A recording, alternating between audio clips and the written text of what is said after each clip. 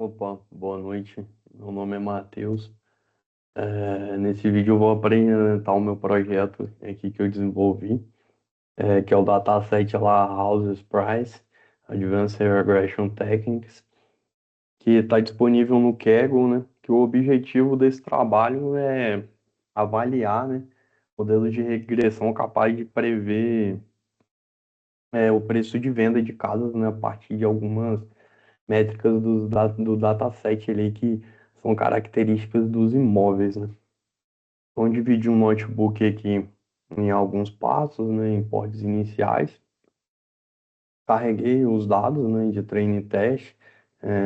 Esses dados eu fiz o download lá do link do Kaggle. É, Printei num RAID aqui para ver, né, o shape, né, que no caso é as características, né? Então, a gente tem aqui 1460 linhas, né? Com dados numéricos e categóricos, né? E a gente pode ver que tem dados faltantes aqui também, né? Aqui a gente fez uma exploração inicial, né? Para ver quantos dados faltantes tem por feature aí. E fez uma distribuição variável do alvo, né? Para saber esse comportamento do sale price, que é basicamente o atributo que a gente vai estar usando.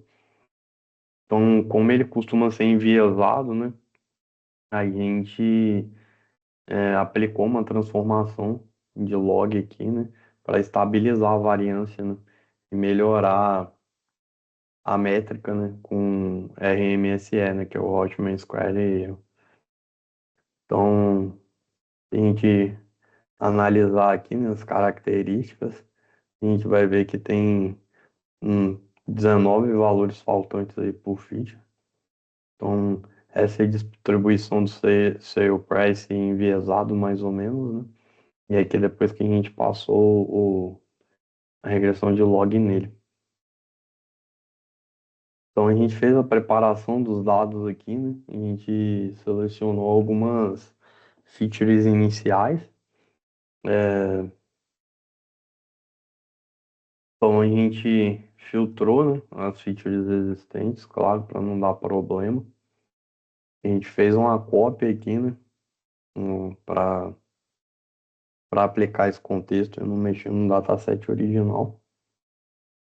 Então, a gente observou alguns tipos, identifiquei numéricas e categóricas, né? Então, os tipos de dados ali. Aqui a gente fez ajustes, né? Porque é, em relação aqui a kitchen order, né? Tipo, a variável de cozinha, né?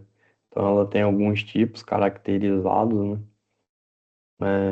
Então a gente fez esses ajustes aqui também. Printamos aqui, né? A quantidade de características numéricas, ordinais e nominais. Tem algumas. é, as numéricas a gente imputou mediana, né?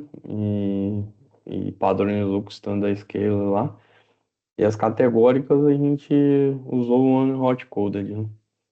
Então a gente jogou elas nas pipelines aqui para fazer os pré-processamentos. E no final a gente usou o Column Transform aqui para que todo esse pré-processamento fosse feito automaticamente, né? Então aqui a gente printou, né, as variáveis numéricas, ordinais e nominais, né? E nesse trabalho eu apliquei algumas técnicas de aprendizado de máquina para esse problema específico.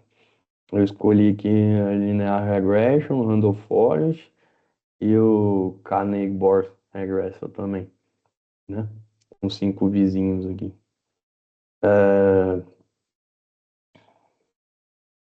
Então, cada modelo desse foi encapsulado, né, numa pipeline, né, para ficar tudo automatizado. E A gente fez a implementação aqui, né?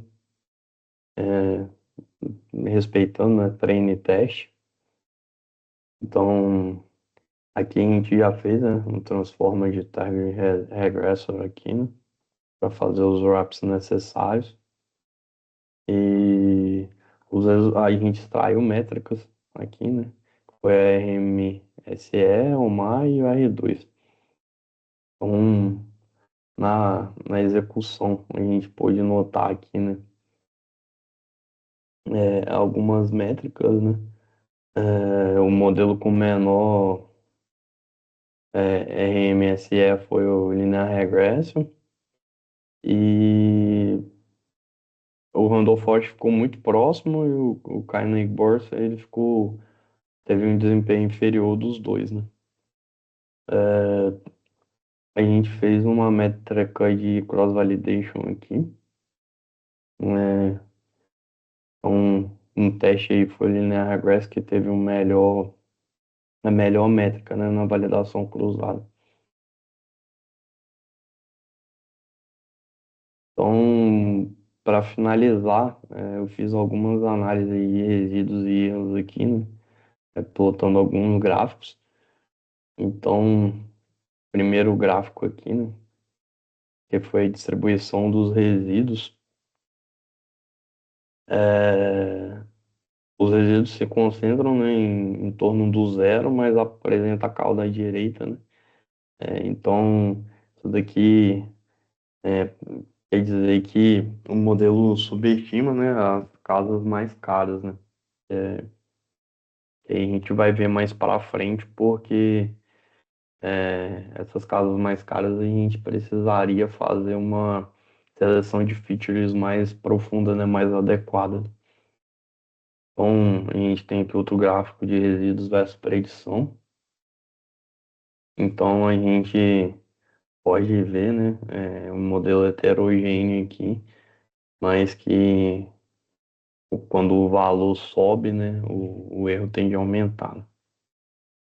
Então, aqui também tem o real versus predito, né? Então, aqui a gente pode notar que até é, casas com menor de 500 mil, ele prediz 400 e pouco, né? Ele predisse de uma forma boa, mas depois ele teve muita variação, né? É, aqui é a mesma coisa, né? Um, um gráfico de resíduos. E aqui foi os outliers, né? Ou seja, casas com valores altos, né? Ele teve muita variação. Então, a casa aqui ó, de 611 mil reais, ele predisse 400 mil. Então, teve uma faixa de erro aí, 197 mil reais, né? 32% ele errou. Então, essas casas com valores bem altos aqui, né? Ele teve essa métrica aqui, e erro bem alto. Ou seja, as casas com valores mais altos, né, que tem características mais específicas, que a gente não selecionou as features de uma forma refinada, né? Ele teve esse problema para classificar. Então, em comparação aqui dos, dos modelos das técnicas aplicadas, né? O Linear Regress foi melhor, né? Falando em conjunto de testes, mas perdeu estabilidade no cross-validation. O Randolph Forest teve um menor MAI, né? Indicando melhor desempenho em medianos. E o KNN foi o pior de todos, né? Por causa da limitação para alta dimensionalidade, né? Então, assim, a KNN teve o pior resultado. Então, esse foi o trabalho. Alguns pontos específicos é que se a gente quisesse melhorar mais o modelo, né, a gente teria que fazer alguma métrica aqui de selecionar features mais especificamente conforme o Salesforce ali para ele poder adequar melhor o projeto, né? Então a gente provavelmente ia ter que utilizar a técnica de aprendizagem de máquina mais avançada. É isso.